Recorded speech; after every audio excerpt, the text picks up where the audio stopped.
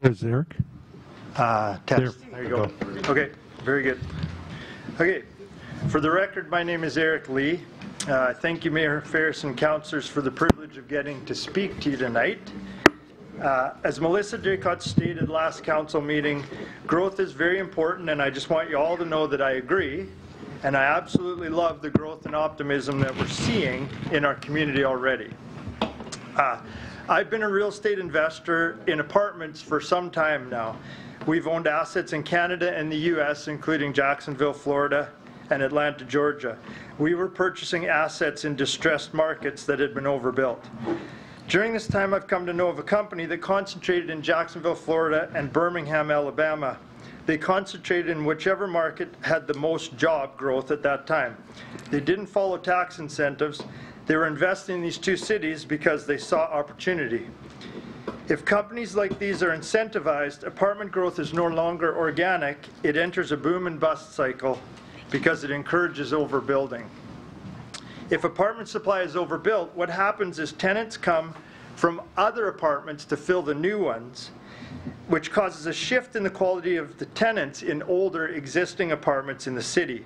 Once this shift happens and an apartment building goes downhill, it's almost impossible to remove the negative stigma and to improve the building again. Just take a look at how hard a time Goodale Gardens has in filling their units. They have 42 units in that building, and 14 of them are vacant. These 14 vacant units are a mix of 2- and 3-bedroom units. That's a 33% vacancy rate in that one building. It's primarily because no one wants to live in that building, because at one time it was filled with tenants that were not good tenants, and they brought down the reputation of Goodale Gardens. As for the huge need that we sense that we have for additional housing, please don't misunderstand what's actually happening. We see the activity on Facebook, we see it on Portage classified sites from people desperately looking for accommodations, which can give the appearance that we have low numbers of apartments. Portage actually has some people that are unable to be rented to. Please don't make decisions based on incomplete or incorrect data. These vacant 2- and 3-bedroom apartments at Goodale Gardens have been vacant for years. CMHC has failed to capture this in their annual polling of landlords. Manitoba Housing also has a number of vacant units because they're not rehabbing them to get them rent ready. Has anyone driven past Sage Grove that's mentioned in your background information? If you have, I'm sure you may be wondering how giving this complex a 10-year declining tax discount has helped to improve the city. They're still benefiting from 2.5 more years of tax discounts on that property. It's my hope that council has vetted this new developer that they're looking to incentivize. They don't need incentives, as the building and tenanting of an apartment takes a fair amount of time. Not until an apartment reaches a certain level of occupancy does the provincial assessment department even consider the asset fully accessible. It is only at this stage that the assessment branch raises their assessment to the market value. So what happens is there can be a full 2-year lag time before the asset even starts to get taxed at the full rate. Anyone who has ever developed multi-unit residential knows that they're going to get this tax break in the first couple of years. If these developers get a sense that overbuilding is happening and that their bottom line will be affected, they know they can slow or halt development. That's why these developers won't tie up the land, or want to tie up the land. If they have to slow or halt development, it won't hurt them because the land can just sit idle. I see no mention of milestones or a required timeline of building schedule in the bylaw. Item 2 states the tax discount is conditional to all buildings that have received occupancy permits by October 31st, 2021, up to a maximum but no minimum. This seems to be too open-ended to guarantee that these proposed buildings will be able to satisfy the immediate need for housing that this council is trying to address. And we need to keep in mind that even if this request is denied tonight, they'll still more than likely choose to build. You can always go back to the seller and ask for a reduction on the purchase price if it's a real money issue. Now, I understand that this motion has been given first reading, can be signed, sealed, and passed this evening, but I strongly ask you to reconsider. Okay, thank you for your presentation, Mr. Lee. Were there any questions from council for Mr. Lee? just have one question for you. Have you got any vacant 3-bedroom units for rent? I don't own any 3-bedroom Okay, units. thank you. 3-bedroom units, can I give you a bit of background on why? No, I just need to know if you had some vacant ones. They Thank don't you. rent. Okay, thank you. That's why Goodell has so many vacant 3-bedrooms. Okay, thank you.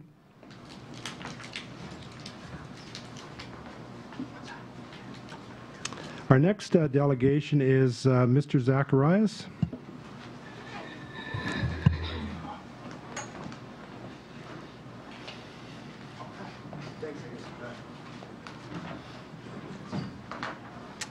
Good evening, Mr. Zacharias. Welcome. Good evening. Thanks for having me. Thank you for having me. Thanks for hearing me out. I don't really have any great opposition to this development.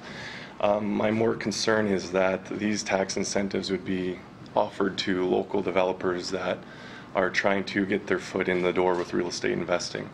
My background, where I got my real estate training, was actually in Brandon, Manitoba. I was a realtor there for a short stint. I actually had personal dealings directly with the ownership of the group that you guys are dealing with in dealing with this operation. I made most of my contacts while working in Brandon. I started developing real estate about 5 years ago. I started building duplexes, custom houses, along with working with my family business. I built my first duplex in McGregor, Manitoba. We did buy a rental in Mellonville on Seneca Street in Portage about 4 or 5 years ago as well. We completely renovated that house, and it is still a rental today. It is a 4-bedroom house, 2-bathroom. We decided to pull the trigger on a duplex in Portage with Mean Estates is where we built our duplex there. We are always looking at building more duplexes. Am I a huge developer? No, I am not. I am probably a very small fish in the pond. But we're always looking to develop. Our goal was to develop a duplex a year, 1 duplex a year, and we were actually looking at proposing to Mean Estates about doing a 6-plex in Mean Estates for senior housing. I just want to state that all our housing that we develop is focused on senior housing, and we only rent to 55 plus. The only consideration that I ask with offering this developer these tax incentives is that they would be made available to guys like myself who are looking at developing senior housing in this community. The reason I ask for that is because I find with building new product in this community and in any other community, what makes or breaks a project is the taxes. And if there is a tax incentive that is in place for developers like myself, it would make life a lot easier to getting projects off the ground. I have some communities that, you know, aren't as good of a market as Portage, but they are willing to really be aggressive on the tax incentive. But I would love to build here due to the fact that I believe that Portage is a good market, and I believe that there's a lot of opportunity here, and we build a good product. So, for instance, I know that the duplex I built, I always try selling my product up front. More than likely, I never am able to. The reason being is I focus on energy efficiency when I build, and I know that I pump a lot more money into my buildings for rental side of things because we like to give people a good product and a high-end living. I like to consider myself, with the product I build in the community, that it is considered a luxury product, and we attract those type of renters in my buildings. That is all. Thank you for hearing me out tonight. Thank you for coming out and presenting. Did council have any questions? Okay, thank you very much. Our next delegation is Mr. Keaveney. Keaveney. Keaveney? Keaveney. My Well- name is Jim Keaveney. Own a small company named Meadowland Homes. I just want to say I'm opposed to this. I don't believe the city should be involved in subsidizing someone's investment. I believe it's wrong. That's my personal view. I'm not sure what your guys' view is. Obviously, you think you call it a tax incentive. I call it a subsidy, and I think it's wrong. And that's basically my point of view. I'm done. Oh, thank you very much. Did anybody have any questions? Okay, thank you very much.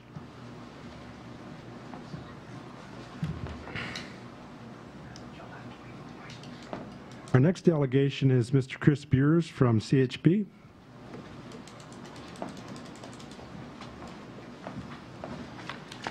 Thank you, Mayor Ferris, Councillor, managers, and gallery.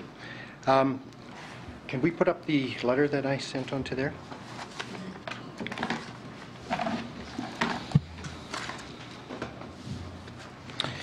On Monday, April 9th, 2018, I had emailed my concerns in regards to this developer tax incentive, bylaw 188672, prior to council deliberation. My presentation was heard, but mute as it was after the fact of the first hearing and had already been decided on.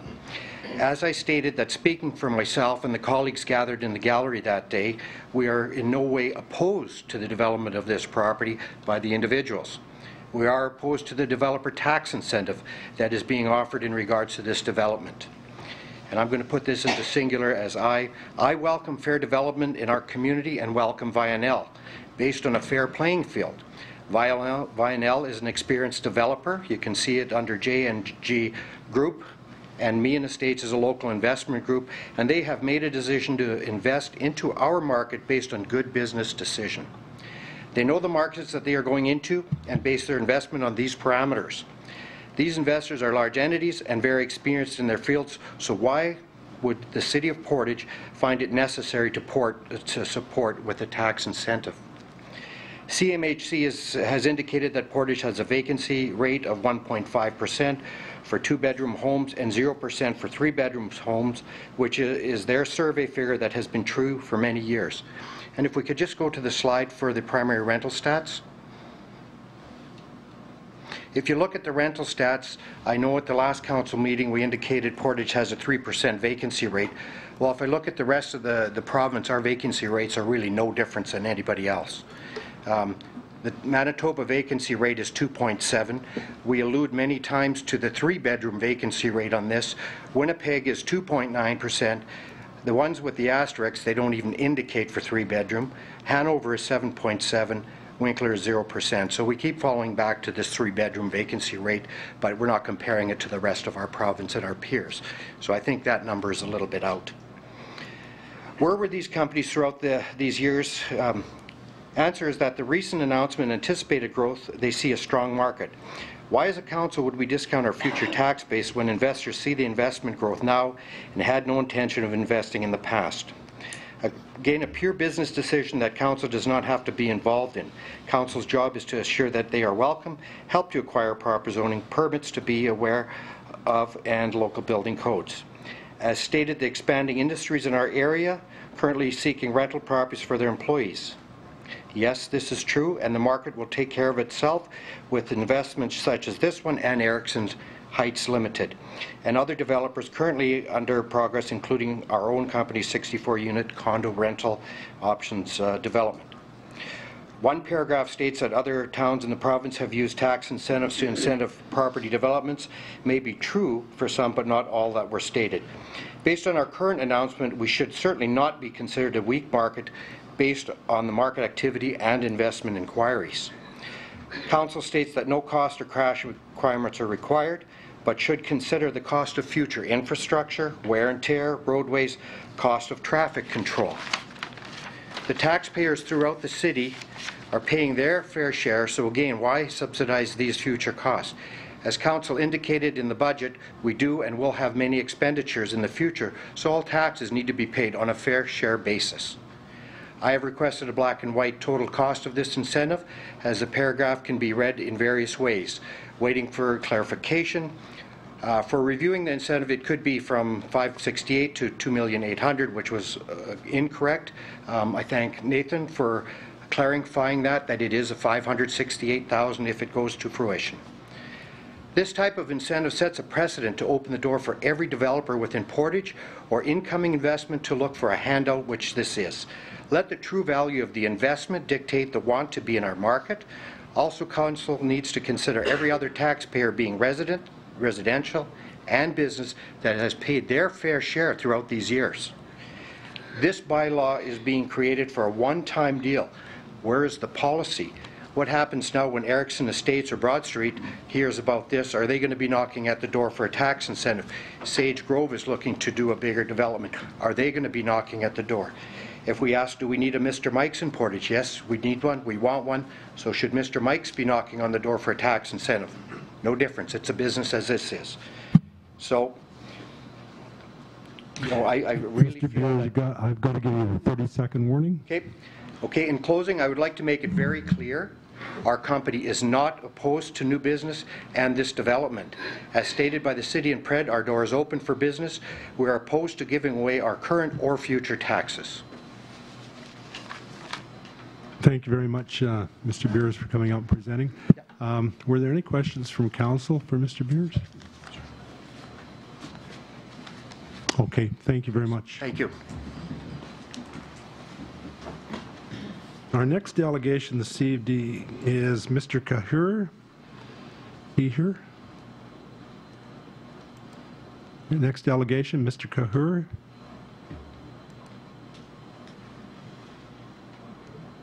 Was registered. Okay, well, our last delegation isn't here, so we're going to move into some public hearings. We're going to open the public hearing for variation PC 26-18. Is there anyone here to speak in favor of or opposed to the application?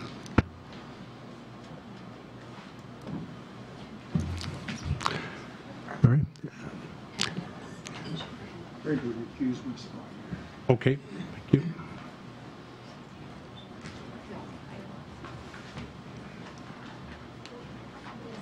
Yeah.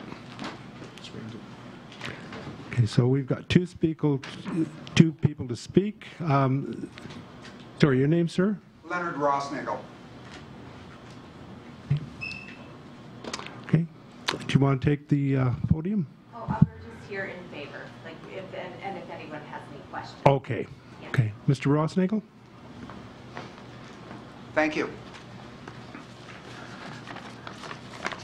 So I guess the first item as to whether I am opposed or for, and actually I'm very for, I am in favor of this project. I live directly to the east of where this proposed garage is being built, and I applaud new development in our neighborhood. I have one reservation, and I've already spoken with Justin, and I think we have that pretty much ironed out. There's a utility pole in my yard that feeds 5 properties with electricity and several with cable and telephone, and those lines are going to have to be raised, and that's my only reservation, and Justin has already talked to Hydro on that. So that's my comments. Thank you. Okay. Any questions for Mr. Rossnagel? Just so I'm clear, so the issue has been resolved, Mr. Rossnagel? It's in resolution. Okay. Thank you very much.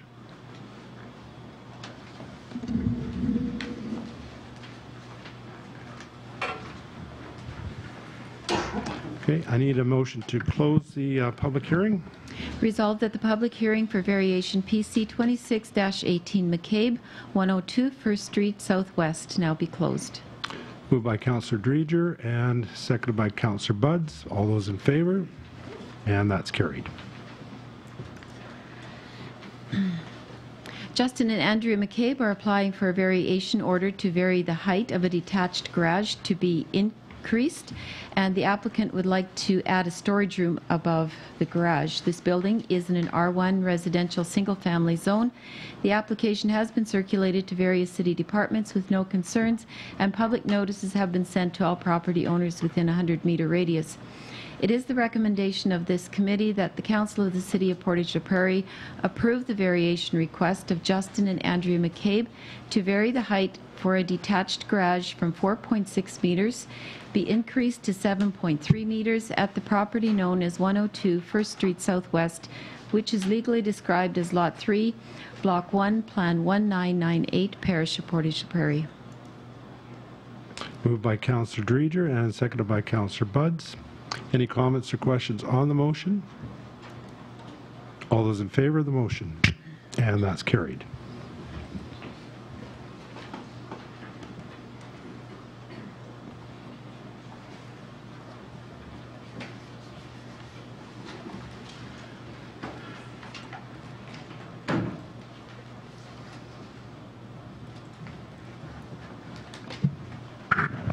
We'll open the hearing for the public hearing for variation PC 27-18.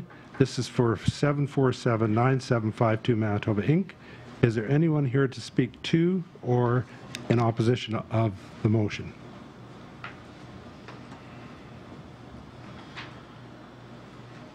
Okay, anyone here to speak to the hearing? Is this with regards to the subsidy? No, sorry, it's regards to Great Canadian Dollar Store. Need a motion to close the hearing? Resolved that the public hearing for variation PC 27-18, 747-9752 Manitoba Inc., 103 Saskatchewan Avenue West now be closed. Moved by Councillor Dreger and seconded by Councillor Draycott. All those in favor? And that's carried. 747-9752 Manitoba Inc., the Great Canadian Dollar Store, is applying for a variation order to vary the parking requirement for their business. The applicant is opening a retail store in an existing building. The previous retail owners applied for and received a similar variation order, which is PC 17-97, minute reference number 29497, to reduce the parking requirements from 18 stalls down to 14 stalls, but the parking lot has not operated for several years. This building is in a C3 Avenue commercial zone, and the application has been circulated to the various city departments with no concerns. Public notices have also been sent to all property owners within a 100-meter radius. It is the recommendation that the Council of the City of Portage la Prairie approve the variation request of 747-9752 Great Canadian Dollar Store to vary the parking requirement of 18 stalls, reduced to 14 stalls at the property known as 103 Saskatchewan Avenue West, which is legally described as lots 18, 22, Plan 12, Parish of Portage la Prairie, and I so move.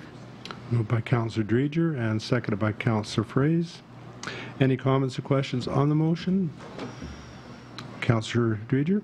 I would just like to say that it is indeed nice to see a business move into this building, and when it was previously operating, there didn't seem to be any difficulties with the reduced parking stalls, and I'll be voting in favor of this. Any other questions or comments? All those in favor of the motion? And that's carried.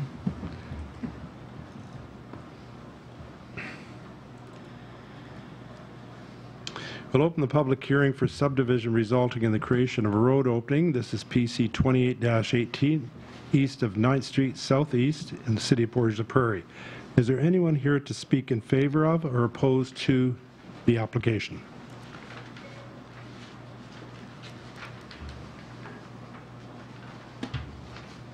Okay, I need a motion to close the public hearing. Your Worship, I don't believe there is a motion to close this hearing. This is not a hearing that we'll be voting on. It is simply, we, the applicant, the City of Portage la Prairie, are applying for a 3-lot subdivision, which will result in a new public road, which is Dufferin Avenue East. It will be extended further east to the property line of the new subdivision. We do need to close it? Okay, it's been taken off the minutes.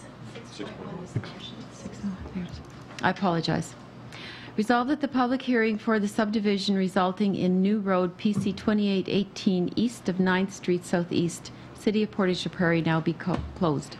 Moved by Councillor Dreger and seconded by Councillor Buds. All those in favor of the motion? And that's carried. Do I still need to read the resolution? Yeah. There's no approval of it. Okay, the applicant, City of Portage la Prairie, is applying for a 3-lot subdivision which will result in a new public road. Dufferin Avenue East will be extended further east to the end of the property line of a new subdivision.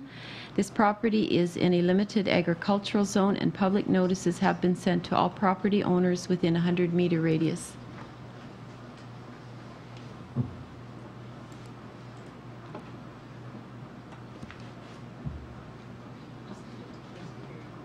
Okay. Okay. All those in favor? Did you need a vote? No. No. Okay. But yes. Yeah. Strange. Yeah.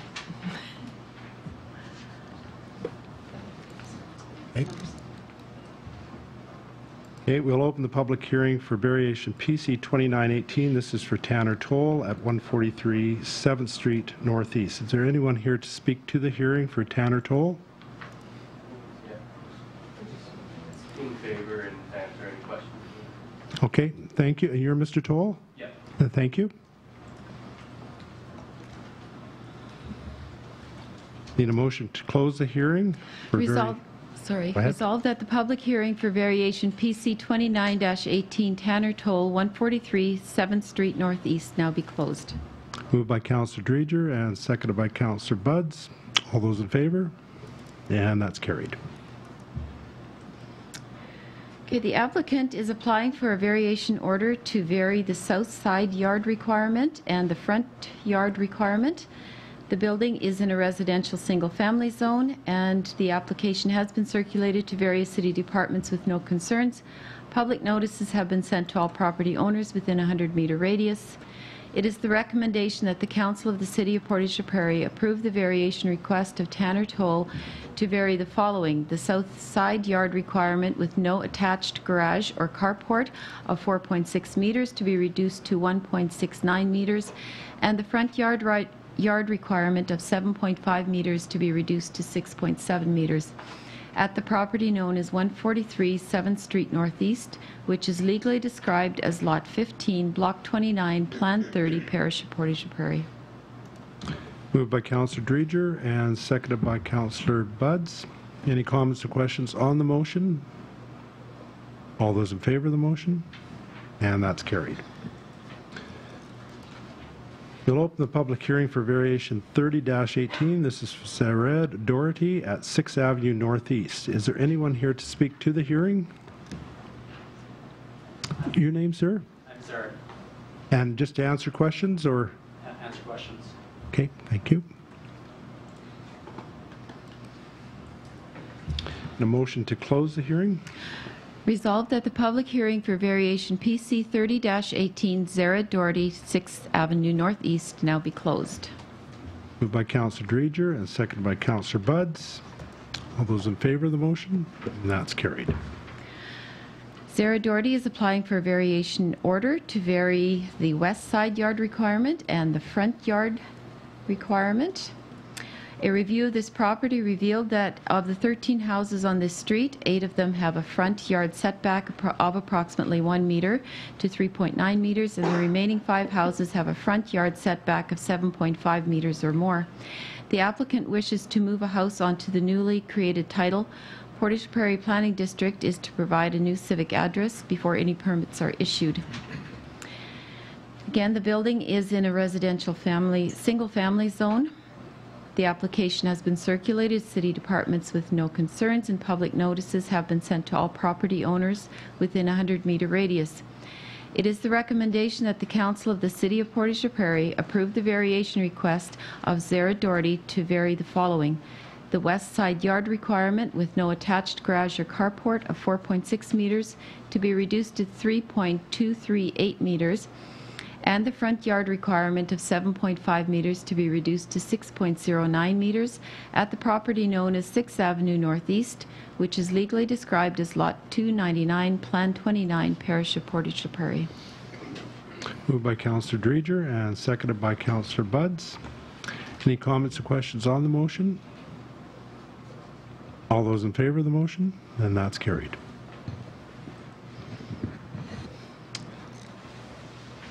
And that's it for hearings. We're going to move into committee. First up is Finance, Legislative Property Committee. Councillor Buds, please. Thank you. A couple items on my agenda for tonight. First being the second and third reading for the tax bylaw, or the financial plan and tax levy bylaw. I won't go into this in great detail, as Council has seen this both in committee and first reading, but just as a bit of a background, the City adopted the 2018 budget for the City of Portage la Prairie back on February the 28th. The tax levy bylaw is comprised of our budget and sets the mill rates needed to raise tax dollars. And we do have a 10-year capital plan that makes up part of our financial plan. We do know that we do an extra 5 years here at the City versus the municipal requirement, provincial requirement, sorry, of 5 years. So you can see in this chart that the mill rate is staying the same in our city at 20.762 over 2017 and 2018, and it is estimated that will generate approximately $11.3 million in property taxes. School division, to their credit, had a small reduction, so you can see again that there is a very small change for property owners in our city. One item of caution is that encourage residents to review their assessment because there was a difference in the 2017 assessments off of 2015, and that's not a trend necessarily that we maybe will see in the future. So just as a word of caution there. It does also talk about in the report that there will be a link on our website to the tax calculator tool in the Manitoba Assessment Branch to assist property owners in calculating their 2018 property taxes. And as always, we do have the graduated scale for people paying their taxes early. There is a reduction in those rates. So as we approved the recommendation back on April 23rd, we are now dealing with the May 14th. And it is a recommendation of the committee, and I so move that bylaw number 18-8671, being a bylaw of the City of Portage la Prairie to authorize the levying and raising of property taxes for school and municipal purposes for the year ending December 31st, 2018, be given second reading. Moved by Councillor Buds and seconded by Councillor Wall. Any comments or questions on the motion? All those in favor of the motion? And that's carried. And finally, that bylaw number 18-8671 be given third and final reading, finally passed, signed, and sealed. Moved by Councillor Buds and seconded by Councillor Wall. All those in favor of the motion? And that's carried. Okay, the second item up for consideration at Council here tonight is the second and third reading of the tax bylaw, tax incentive bylaw. So as you know, we have two alternatives to approve the identified tax incentives to the developer owner of Roll 362820, and 362800 of Meehan Estates, or obviously to deny. First reading did get approved, and here we are at the second and third reading. So again, I'm not going to go through this in great detail, but we do know that Meehan Estates and Vinell Holdings Partnership, referred to as Vinell, made a presentation to City Councillors back in early April, and they are proposing to purchase the roll numbers that identified and build 32-unit multifamily buildings and 4 12-unit condo and life lease buildings. We do know about the history of this company in our meetings, as well as been articulated by management, and we do understand the schedule that this company is proposing to deal with in that property. It is noted that there are no cash requirements or no cost to the city for this for the initial 5 years of each completed property, provided each property has been issued an occupancy permit by October 31st, 2021. The city would be collecting an approximate total of $568,000 less than if all regular property taxes were paid without discounts. So that's some of the numbers that this council heard prior to this evening. So again, the Municipal Act does allow council to establish financial system programs through bylaw, and that's what we're here tonight to do. So it is the recommendation of the committee, and I so move that bylaw number 18-8672, being a bylaw of the City of Portage la Prairie to authorize tax discounts to Vinell Holdings Partnership as identified in the April 23rd, 2018 motion, be given second reading. Moved by Councillor Buds and seconded by Councillor Wall. Comments or questions on the motion? Councillor Praise.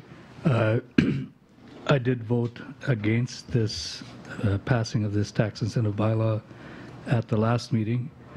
Since that time, I haven't seen any reason to change my mind.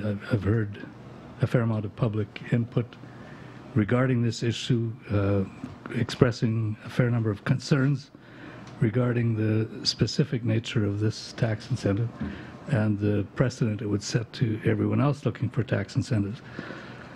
So in light of that, I think I'll stick to my vote, but whether or not this bylaw passes, I would certainly recommend that we look at some way of creating a policy around who gets tax incentives and why they're given, so that it's not a random, arbitrary choice. Thank you, Chair. Thank you, Councillor Fraze. Other comments or questions? Councillor Espy. I wasn't here at the first reading, and originally I think I would have been in favor of this because I looked at what they're proposing on doing and possibly what the needs were for the city of Portage la Prairie. That being said, though, I think I've listened to the people that have had an opinion on this, and the two opinions I've heard are against or indifferent. I haven't had anyone come up to me and say they're genuinely in favor of this and expressed that opinion to me. There have been a lot of businesses in Portage that have had the challenge of trying to grow in this city without the aid of municipal tax money, and I believe that Vianel's coming here because they see an opportunity and because we are looking at growth, and there's an opportunity there for them to do business in Portage la Prairie. And I don't think I will be voting in favor of this. Okay, thank you, Councillor Espy. Councillor Wall. If I were as sure as Councillor Bures that this development, this $28 million development, would have happened if we'd have said no, that would be a different thing. But I'm not so sure that it would have gone ahead had we said no. It's a major development that will bring us $500,000 or $600,000 in taxes for many years to come once it's all phased in. Our school division will benefit from it right away because their portion is not subject to being phased in. And I will be voting in favor of the motion. Other comments or questions on the motion? Councillor Dreger. Yes, as I indicated at the first reading of this bylaw that I was not in favor of it, and like Councillor Fraze and Councillor Espy, I will not be changing that vote. I have some concerns about a couple of paragraphs in. Okay, I have some concerns about a couple of paragraphs in the presentation here. Firstly, in order to build and rent housing at a reasonable rate, tax incentives have been sought. I don't believe that we have any control over the owner actually extending that tax incentive to the people who will be renting their property. Another concern that I have is that Vianel Holdings, I don't believe are going to be using the local suppliers and local contractors, as it is my understanding from this company that they own a lot of these supply chains themselves and will be bringing their contractors in with them, and also their supplies to build this establishment. And the last concern that I just want to speak to is the discrepancy that I somehow see in the 32-unit multifamily building commencing in mid-2018 to be projected occupancy ready by September and December of 2018, and we won't begin to realize on the taxes till 2021, so they won't be paying any taxes up until 2021. Can someone clarify that for me, please? Yeah. So, yeah, Mr. Pito, if you want to answer that, I can, but go ahead. Absolutely. In regards to your question regarding the report in the first two buildings, your question was when they would start paying taxes? Right. Just a clarification. So after they receive a final or occupancy on the building, what will happen is that clock, that 5-year window, as dictated in the report, will start, and it will phase in. At the first year, they won't pay any. It will be 100%. Then it would go 80, and then 20% increments all the way down to year 6, where they would pay the full rate of taxes. Okay, thank you for that. Any other comments or questions? Not at this moment. Other questions or comments on the motion? Well, Councillor Budds, I'm going to ask you to assume the chair.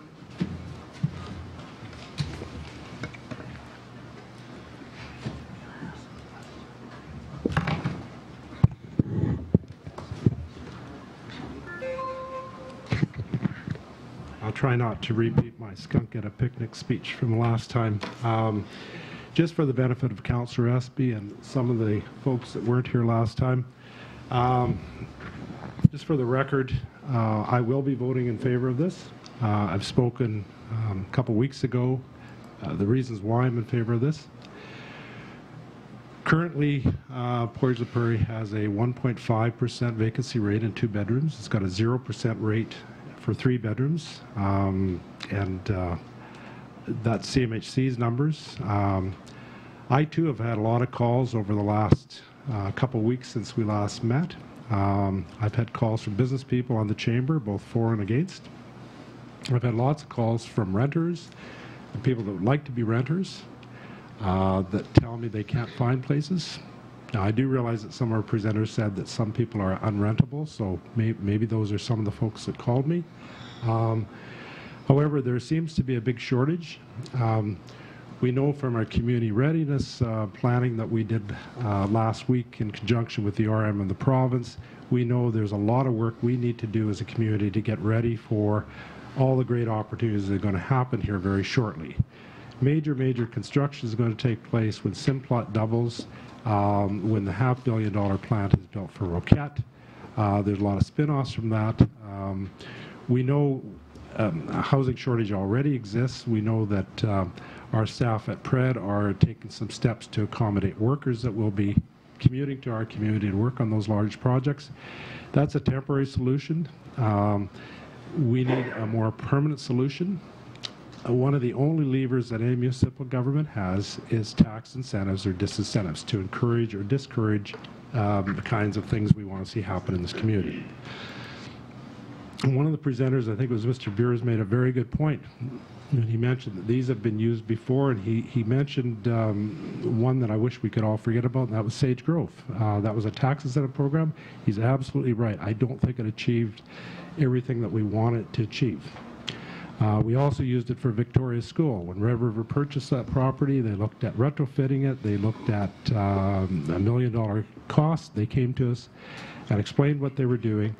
And we also use a tax incentive there. And there's an example where it worked out very well for the community and for Red River. Mr. Beers is right. I wouldn't like to use the Sage Grove example. It didn't work out great. I think it was Mr. Zacharias made the comment about local developers. I said last meeting, and I'll say this to you tonight and any developer sitting here, if you're considering a similar project and similar time frames for rentals, come and see your council. This is not a one-off. This is open to anybody that's interested in these projects. We have not seen anybody take on these projects, or we wouldn't have this shortage right now. 2 years from now, if the vacancy rate's 10 or 15 or 20%, council will be crazy to have any kind of incentives in place. So right now, if you're thinking of a similar deal, come and talk to us. Thank you. So we have... Sorry, I'm not quite finished. Okay, You're a very good chairperson. Sorry. Continue. I know what it feels like to be a delegation. I'm going to leave council with these thoughts. I brought a book. I met the fellow that wrote this book about 7 years ago. It's called 13 Ways to Kill Your Community. And I'm going to open chapter 2. I'm going to read 2 paragraphs. I'm going to read the first paragraph of chapter 2 and the last paragraph. Chapter 2 is entitled, Don't Attract Business.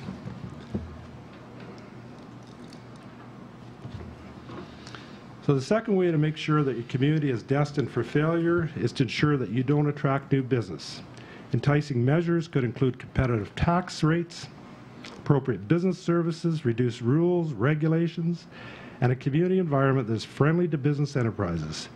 In a small community, however, ensuring failure does not mean simply you don't attract business to your community.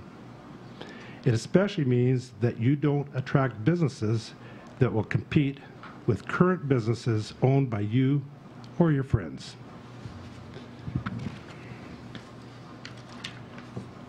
And the last chapter, in Chapter 2, the last paragraph, if killing your community is your goal, then you have got to ensure that new businesses are not attractive.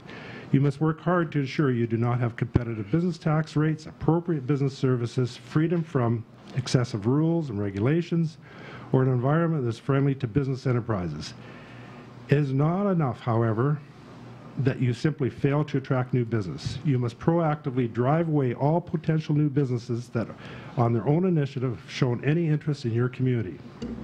This applies especially to any enterprise that will compete with your current businesses. That way, your businesses can fail slowly as consumers and entrepreneurs from your community hightail it out of town for much greener pastures. I'd urge you all to vote and support this motion. Thank you. Okay, is there any other comments? Councillor Dreger.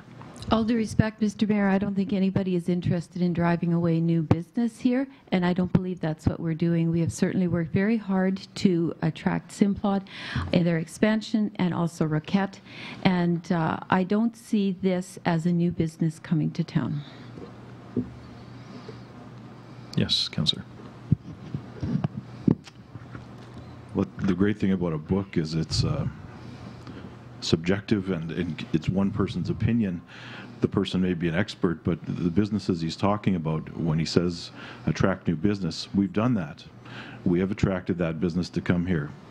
Now, if they didn't see an opportunity here, they wouldn't have come. I don't think we need to subsidize that opportunity with tax dollars. I realize that we all know that this is money that we don't have. We're not giving them money, but there are a lot of people in this room and a lot of developers locally that haven't had that edge. So can they compete? Yes. Should we help them compete? I don't think so. Councillor Fraser. Yeah, I have a similar reservations about quoting statistics, or not even statistics, philosophy out of a book. If we want to go down that road, we could look at the research on tax abatement policy in general, which has proven to be more or less a race to the bottom. There's no future in tax abatement as a policy because it ends up with no tax revenue, which means the city can't function. So if you take this to its logical conclusion, it's an impossible project. So the question is, which projects are worthy of tax abatement? And that's where we need some thoughtful policy, not a knee-jerk reaction to the first business that asked for it. Thank you. So I think in hearing from councillors, we definitely have some positions drawn on how they feel about this.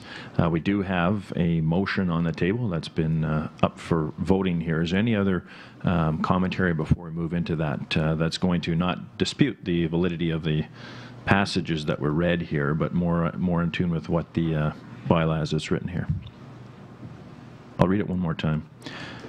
So that is that bylaw 18-8672 being a bylaw of the City of Portage la Prairie to authorize tax discounts to Vianel Holding Partnership as identified in the April 23rd, 2018 be given second reading. That was the motion that is before council now.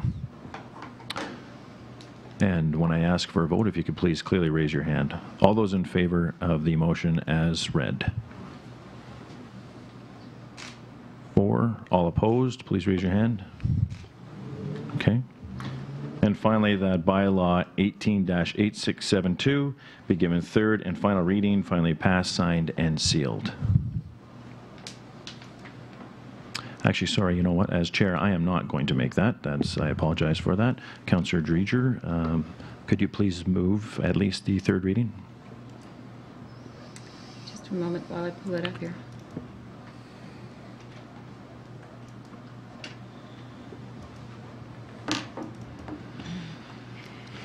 Resolved that bylaw number 18-8671 be given third and final reading, finally passed, signed, and sealed. Is that the wrong one?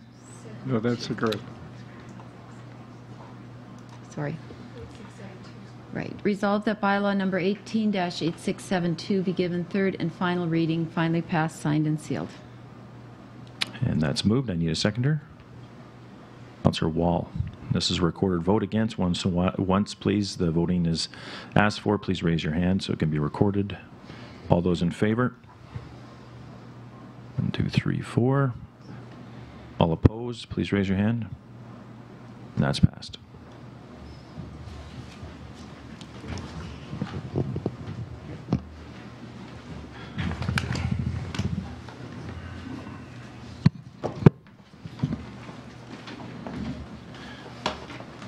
There's two remaining reports on my committee this evening, which is the City Manager's Department reports for the first quarter, as well as corporate services.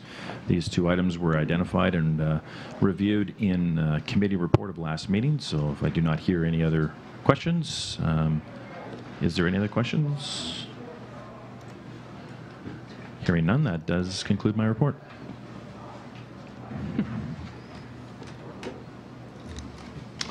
Okay, thank you, Councillor Buds. We'll move into City Planning and Economic Development Committee. Councillor Dreger, please.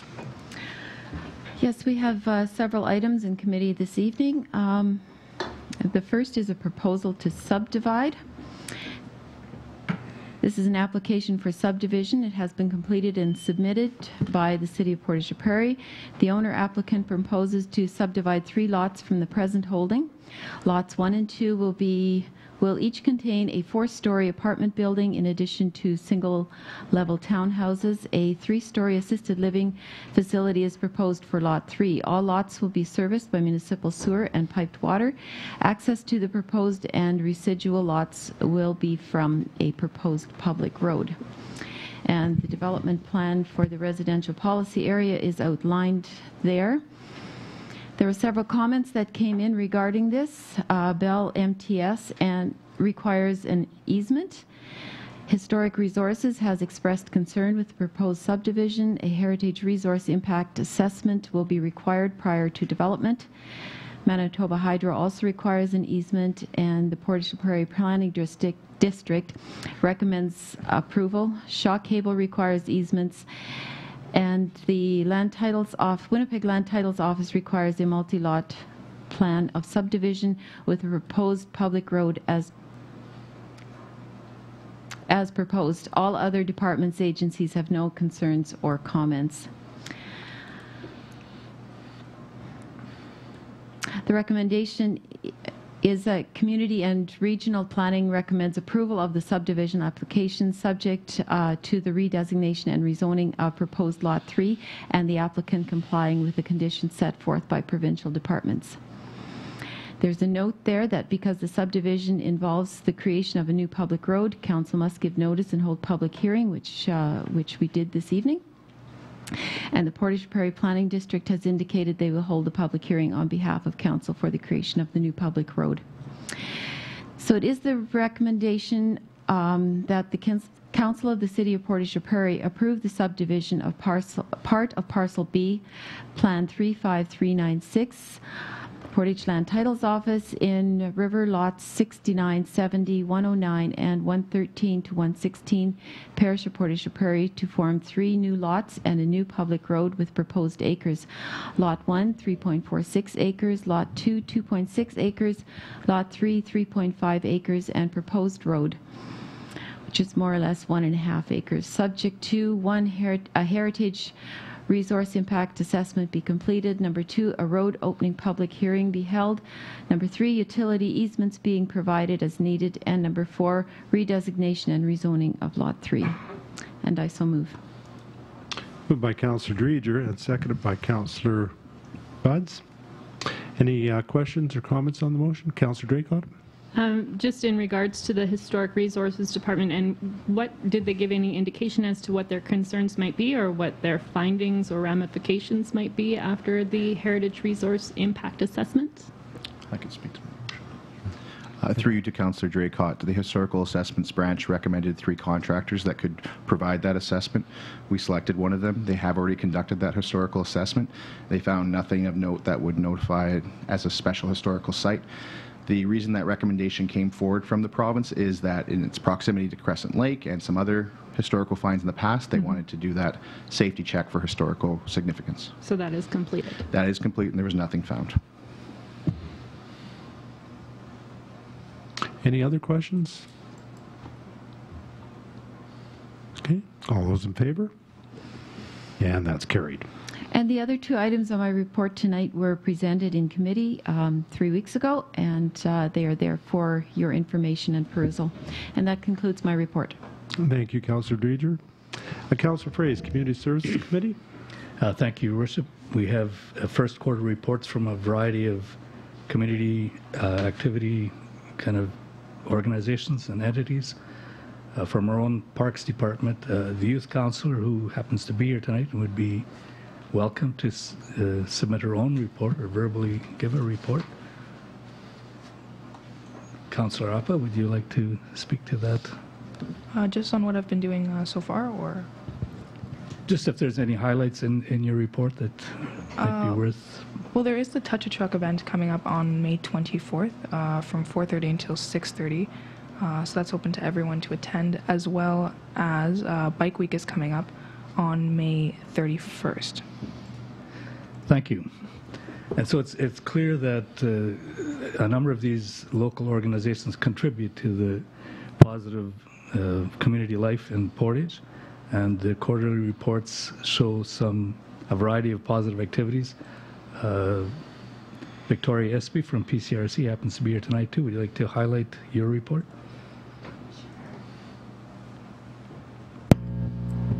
Good evening, Your Worship and City Councillors. We drew our Revitalize Portage grants to a close on March 31st. A couple of highlights were the school breakfast programs. The school division receives $5,000 every year to go towards the breakfast programs held in the school, and they were able to leverage quite a bit of funding based on that $5,000. It's really exciting to see that last year 31,350 breakfasts were served to students. That's an average of 165 per day. So I think that's pretty incredible. And they really stretch those dollars. We held a couple of large events. We had Winterfest and Skate the Lake, both partnerships with organizations such as ROC. The Portage Parks Committee is working hard, and we continue to work with our local immigration partnership on making Portage la Prairie a more welcoming community for newcomers.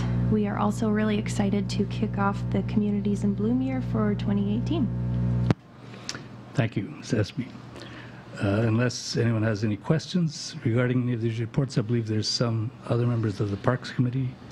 Is there anything you'd like to highlight, either Councillor Espy or Councillor Draycott? Well, I could say that the Parks Committee, as Mrs. Espy had indicated, is working hard at ongoing fundraising for Central Park. We hope to have some public announcements in the near future, and we have in the last quarter made some announcements from internally in our park. Councillor Espy has been nominated as our fundraising champion for Central Park. It seemed fitting, a fitting title for him going forward, and we do also have a media liaison starting in May, and so we should see some. If you haven't connected with the Parks Department on social media, please do. You should see some information coming down our Facebook page soon. So exciting times for the Parks Committee right now. So that's kind of our community service efforts, some of them tax funded, some driven by the grassroots community, and all for the benefit of citizens of Portage. Thank you, Your Worship. Okay, thank you, Councillor Fraze. Waterworks Committee, Councillor Wall. Yes, Your Worship. We have first quarter reports for information only as brought forward at committee at our last meeting for the water treatment plant, water pollution control facility, and the waterworks crew. If there are no questions, that's all I have. Thank you, Councillor Wall. Councillor Draycott, Transportation Committee. Thank you, Your Worship. As we did go through in committee last meeting, I do have first quarter reports for engineering and transportation departments for information. We did go through them, but if there are any questions, I will venture to answer. Okay, thank you. Councillor Espy, Public Safety Committee. Thank you, Your Worship. The first item is the emergency preparedness bylaw that was given first reading on April 23rd. Highlights of the new bylaw are as follows. The municipal emergency coordinator and deputy emergency coordinator are established as designated officer positions. The director of public safety is appointed as the municipal emergency coordinator, and duties of the emergency organization have been reviewed and updated. So, it is the administrative recommendation that bylaw number 18-8668 be now read a second time, and I so move. Moved by Councillor Espy and seconded by Councillor Draycott. Any comments or questions on the motion? I'll just mention I had the opportunity to attend the tabletop exercise last week and under Chief Carpenter's watchful eye, and I feel very confident when I saw the way our staff worked with all the different community partners, and feel very confident that we could handle whatever comes our way.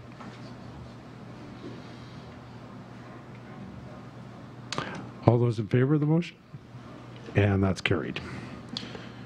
And that bylaw number 18-8668 now be read a third time, finally passed, signed, and sealed, and I so move. Moved by Councillor Espy and seconded by Councillor Fraze. All those in favor? And that's carried. And the next item is approval of the updated emergency plan. Administration has reviewed and updated the City of Portage la Prairie Emergency Plan, which was approved by Council in 2016. Once accepted by Council, the updated plan will be sent to the Emergency Measures Organization for their records. Updates to note, the School Division will now coordinate transportation needs. A new position, Volunteer Resource Coordinator, will be filled by City Safety Coordinator Scott Miller, with Chris Tompkins as the alternate. It is the administrative recommendation, and I so move, that the Council of the City of Portage la Prairie accept the emergency plan and authorize administration to send the plan to the Emergency Measures Organization. Moved by Councillor Espy and seconded by Councillor Dreger. Any comments or questions on the motion? All those in favor? And that's carried. And lastly, the first quarter reports for fire, RCMP, and bylaw enforcement, and committee has reviewed those reports. Thank you, Councillor Espy. We have no deferred business. We do have some new business. A Simplot infrastructure agreement. Councillor Wall, this is Waterworks Committee. Yes, Your Worship. The issue here is an agreement with Simplot and the Rural Municipality of Portage la Prairie concerning the transfer of ownership of the Poplar Bluff Sewage Pumping Station and force main and sanitary wastewater servicing for Simplot. The RM City and Simplot have worked together to form the wastewater infrastructure agreement that is now ready for signing. The main terms include the RM transferring ownership of the existing wastewater pumping station and a large portion of one of the current wastewater force mains to Simplot. The RM assisting Simplot with easements for the extension of the wastewater line to discharge Simplot's treated effluent to the Assiniboine River. Various locations where the line will tee off to the river are currently being explored. The city accepting Simplot's sanitary or human waste through the new wastewater pumping station currently under construction to the city's treatment facility. An industrial services agreement with Simplot and the RM respecting water servicing, sanitary sewer servicing, and force main maintenance will be negotiated and signed at a later date. A Simplot wastewater treatment plant commissioning and industrial process wastewater treatment termination plan will also be negotiated at a later date. The recommendation is, and I so move, that the Council authorize the Mayor and CAO to sign the infrastructure agreement with Simplot and the RM of Portage la Prairie respecting acceptance of sanitary wastewater from Simplot for treatment in the city's wastewater treatment system. Moved by Councillor Wall and seconded by Councillor Dreger. Any questions or comments on the motion? All those in favor of the motion? And that's carried. One more item of new business. This is Southeast Development Phase 1. This is for the tender award, City Planning and Act Development. Councillor Dreger, please. Well, after much discussion, it is exciting that we are finally awarding a tender for Phase 1 of this Southeast development, and it's for the construction of underground services, lift station, roadways, and associated works. SBC Incorporated, acting on behalf of the city, has prepared and issued tender documents for this phase. And the tenders were advertised and available for download on MERX, and a notice of tender was posted on the city's website and provided to local construction associations. 3 tenders were received and opened at 11 a.m. on Friday, May 4th, 2018. All bidders provided a bid bond in the amount of 10% of the tender price and a consent of surety to provide a performance bond in the amount of 50% of the contract value. The engineer's estimate was $1,585,855. The tenders received were GCS Energy Services for $1,206,329.08. Fansett Construction Company Limited for $1,712,222. Max Rentals 1986 Limited $2,071,147.94. The tenders were evaluated on the basis of 10% sustainability criteria and 90% price. GCS Energy Services had the lowest tender price by a large margin, scored well on the sustainability criteria,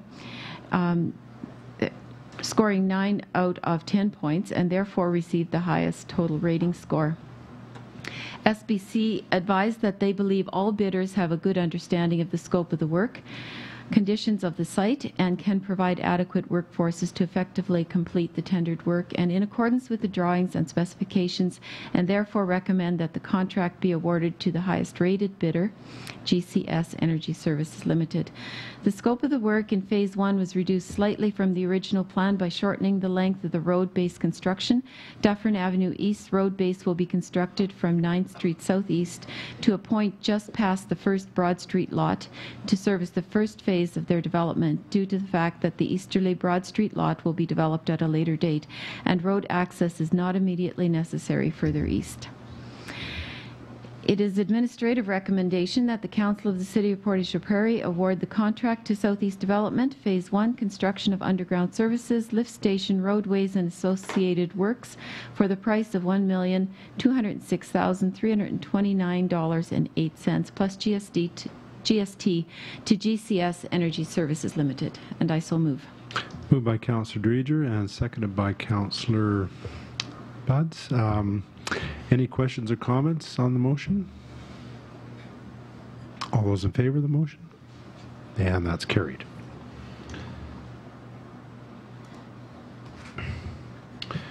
So we have no old business. We are going to adjourn council at 7:11 p.m. And we're going to take a 5-minute Jets bathroom break or something like that.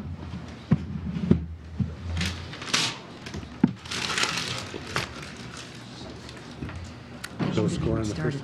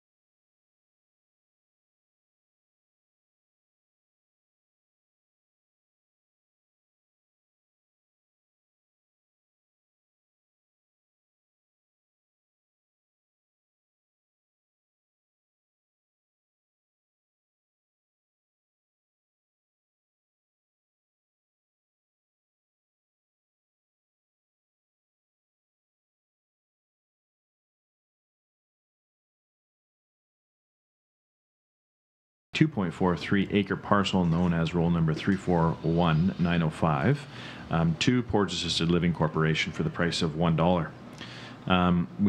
We also committed to assuming some of the upfront costs of infrastructure, being the connection of water service from 9th Street Southeast to the property line and to the proponent's parcel of interest, and to accommodate this project with the purchaser to be responsible for all costs in relation to the sale and transfer of the property.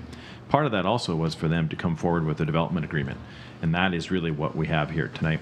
And there's just a couple of things I'd like to outline here and then open for questions. Whose responsibilities are which? And so number one, the municipality, that's us, is responsible for installing or arranging to be installed a paved road, streetlights, and grass boulevard within the public road right-of-way located immediately north of the land. The municipality is responsible for installing or arranging to be installed lines for water, gravity flow, sanitary sewer services, land drainage, natural gas, electricity, telephone, cable, television, and internet service facilities, which shall run within the public right-of-way located immediately north of the land. The purchaser must commence construction of the facility on or before December 31st, 2019, or such other date as vendor and purchasers agree in writing. Construction of the facility shall be carried out expeditiously thereafter, and the term commence construction shall mean construction of a foundation. So again, sometimes we get into these agreements and we think, what does that mean for how long will it take to start commencement? And we do have next December as when it needs to get going. The developer is responsible for arranging installation and construction and paying all associated costs for the following: service lines connecting the facility to the main line, land drainage on the land, paved road access from the paved municipal road to the property line of their land with curb, and concrete sidewalk along the frontage of the land required when it can be reasonably connected to city sidewalk network. So that, in a nutshell, is the development agreement and sale. And so is there any questions as it relates to this particular item before we move it to first reading at our next council meeting? No questions. Okay. I'll move along to my second item, which is QP negotiations. And so we do know that management has been in negotiations with QP over the last number of months. And it did actually, our original agreement did expire back in December 31st of 2016. We did provide administration and management with some parameters to go through this process, and they did successfully conclude. And I do believe that the QP has ratified their side of things, and now this will be up for our council to approve our side of things. And so just some highlights: a new 4-year agreement with salary increases of 2% each year for 17, 18, 19, and 20. Workers' compensation top up to a maximum of 6 months. A little bit of change in the reimbursement for safety clothing, so going from 50/50 up to 400 to 100% up to a maximum of 200. There's an allowance, a wellness allowance would be paid out at the first of pay in December, and the introduction of a letter of understanding for specific to P3 and the water pollution control facility. So we do have the tentative agreement attached there, and now his council's opportunity to discuss any changes. Is there any comments as it relates to this before this comes to council for approval and ratification on our side of things? I do have one, and I did read through it. The letter of undertaking specific to P3 and water pollution control facility. Mr. Pito, if you just want to talk a little bit about that, that does pertain to P3 and some of the concerns that union representatives, I'm sure, had if and when that does come to occurrence. Through your worship to Councillor Budds, the letter of understanding regarding the P3 project outlines what transition would take place should the city enter into a P3 agreement with a private contractor, and how those employees would be viewed and how the competition would be set up. I can bring our HR director to the next meeting, can provide more specific detail to council if they want on that item, but that was a long-standing item of discussion between us and the union going to a P3 project. Had a lot of questions, especially in relation to our collective agreement. And so how does council feel about that? I did read it. It does spell out just what Mr. Pito was talking about, the transition of employees if that was to happen, but would council benefit from human resources to attend our next council meeting to address any concerns? Yes, I think it would be beneficial to hear from Brandy. I know we made a lot of commitments early on when we first talked about P3 to guarantee seniority and pensions and all of those things. And I'd just like to make sure that everything that we promised back then is there now. Yeah, and I think it's important to note also that the union has ratified this as well already, and so they're comfortable with it. But if council would like, we could still have Brandy attend. All right. Hearing nothing more, that does conclude my report. Thank you, Councillor Buds. City Planning and Economic Development, Councillor Dreger, please. Yes, 2 weeks from today, we will be voting on a subdivision that has been applied for by Chris Bureau of CHB Developments. This is a section of land that we've talked about before, and a variation has already been applied and received approval for this piece of land. The subdivision in question is for Lot 7, Block 6, Plan 1657, and the applicant wants to divide this holding into 2 separate holdings.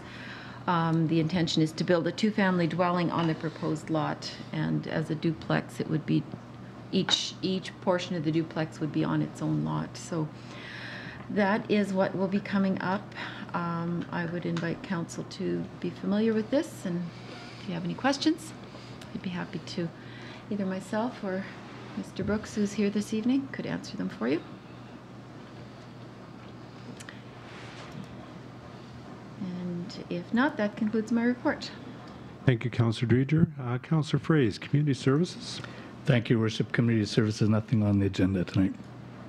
Thank you. Councillor Wall, Waterworks Committee. Waterworks Committee has nothing this evening, Your Worship. Thank you. Councillor Draycott, Transportation. Thank you, Your Worship. This evening we do have a report to Council about PDRI and a contract extension proposal with Portage and District Recycling for the collection and processing of residential recyclables. So earlier this year, PDRI expressed a desire to extend their current contract with the city for the collection and processing of residential recyclables. Administration asked them to prepare a proposal to renew the contract, and they have submitted a proposal to carry out the existing terms of the contract for the collection and processing of residential recyclables with a few minor changes, along with accepting and processing electronic waste and household hazardous waste. PDRI has proposed to continue the service generally as defined in a contract for 6 years, along with e-waste and hazardous waste processing at the rates of follows. So there's 2 tables there. There's an option of a fixed fee for 1 to 6 years, or a unit fee per metric ton. And there would be no annual CPI adjustment as there currently is.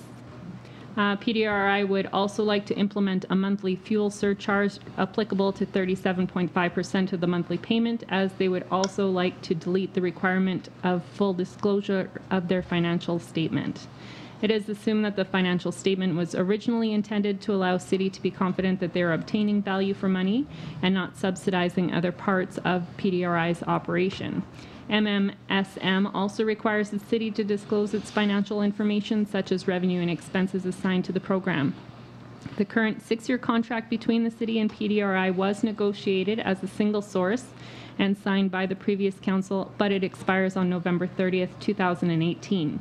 If Council chooses not to issue a single source contract with PDRI, administration will require time to prepare the tender, and the successful bidder, if not PDRI, will require many months to prepare facilities.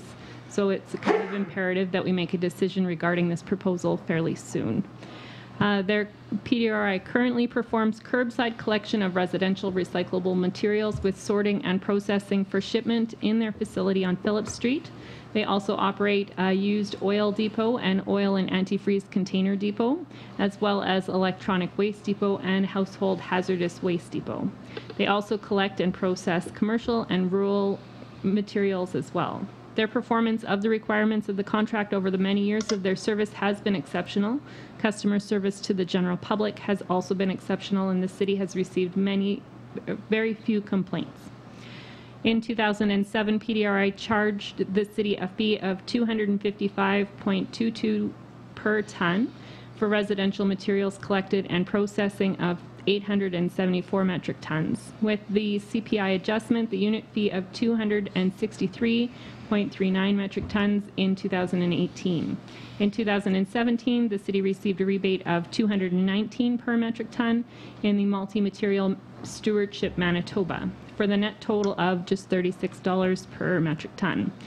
As of January 2018, the city received a rebate of $245 per metric ton, with a net cost of solid waste utility of $18 per metric ton. The city also pays PDRI a rate of $46 per metric ton for electronic waste materials and an annual cost of approximately $3,000. Overall, the net annual cost of the program to the city is approximately $24,300, not including miscellaneous expenditures such as total replacements, advertising, and administration. The city can expect to pay approximately $233,000 to PDRI to process recyclables and electronic waste in 2018. Considering the fixed annual fee proposal, the first year rate represents a 0.7% increase in payment to PDRI from 2018 to 2019.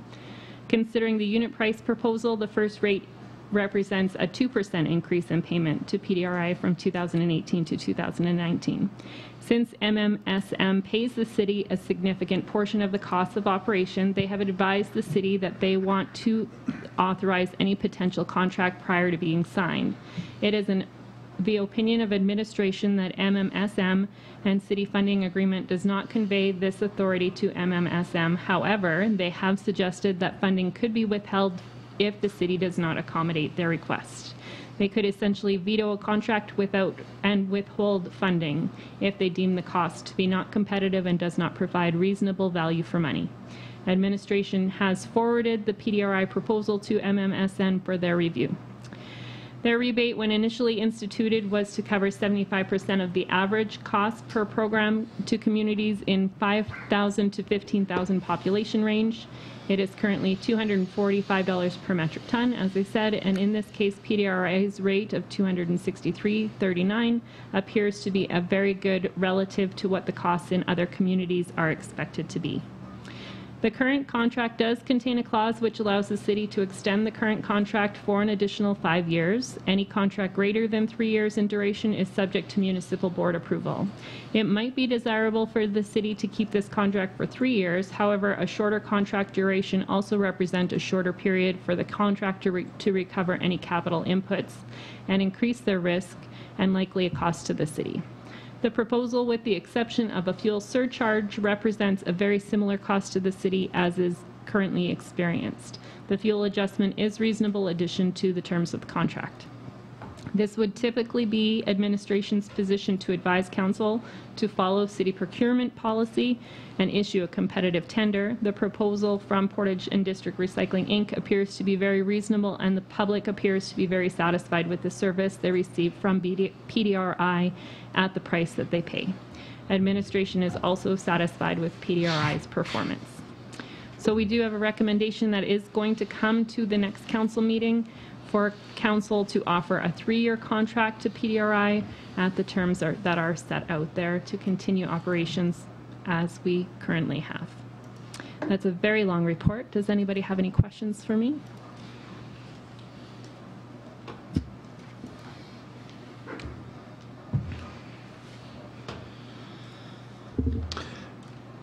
Well, if there are no questions, then we're going to move into question period. So council will take questions from members of the gallery. Oh, I'm sorry. Public. I thought there was something missing. Councillor Aspey, my apologies. Apology accepted, Your Worship. Thank you. The Public Safety Committee has nothing to report. Thank goodness. Okay, on that note, now we'll move into question period. So members of the public that are here are welcome to come up and ask information-seeking questions of council, and we'll endeavor to answer them for you. Mr. Bohm, welcome. Thanks for the opportunity to speak, Your Worship. To ask a question. Yes. Yeah. Yes. 5, 10 minutes. What's my? Well, we were thinking a little shorter than that. In 30 seconds. Sure. in 30 seconds, everyone gets at least a C on my annual grading. There's 2 Bs and an A, and anyone's welcome to call me to get the identity of the top 3. I didn't bring the prizes, but I'm sure they'll be anxious to find out. So you're all welcome to call me, 857-6676, to get your grade individually.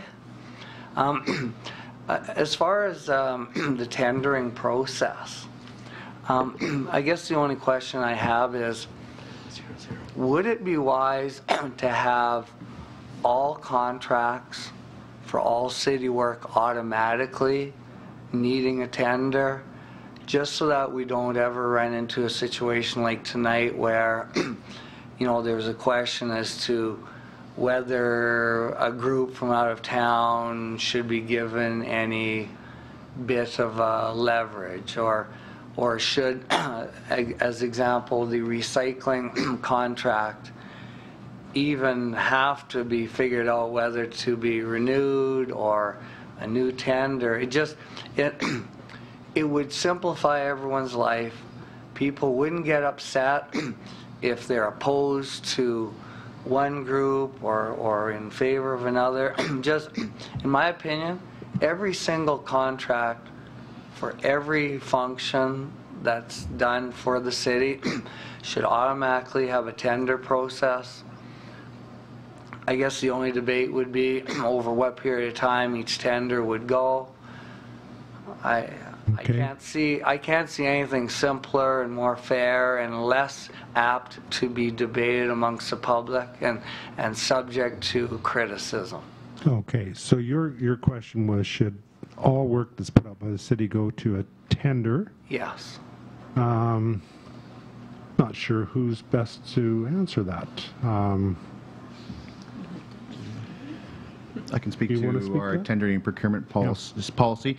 So we have different thresholds in which council has set forth for administration on when certain items go to tendering. The item that you referenced with the recycling item, it's a little bit of a gray area because the recycling item also was approved by council. A contract was approved and it had the option to extend. Yes. Okay. So that contract has already been ratified by council and we have the right to extend. So we were looking for feedback from council if they're interested in extending that contract. Okay. Administration is happy with that contract. However, council has the right to say, no, we'd like to take that to tender, even though they've already technically ratified a contract that gives us the right to extend. And I guess part B of my question, if, you know, just with regards to a singular issue that I took special interest in many years ago regarding Stride Place, just as an example of one way to avoid conflict and debate and criticism, for instance, with regards to the responsibility of the swimming pool roof, just my way of handling it would simply be phone up the company that was responsible for doing the work and say, guess what? The contract for building and maintenance, which I would have put into the contract, building and maintenance of the roof can be extended. So if I was doing the project for Stride Place, I would have simply stated any contractor building any part of Stride Place has the responsibility to build it and maintain it for 15 or 20 years or whatever is reasonable to make sure that that was built properly. And it would solve a lot of issues, a lot of legal debate, a lot of consternation, and a few other words. Okay, I think I can answer your question. So I think you're referring to a P3 model, and you're right. You're partially right. Not every project will qualify as a P3. We've been working on a P3 for the wastewater, and what we're finding out is a lot of times recreation projects won't work in a P3. So that option wasn't really there on that one, but it is a good suggestion. Okay, good. Were there other questions out there?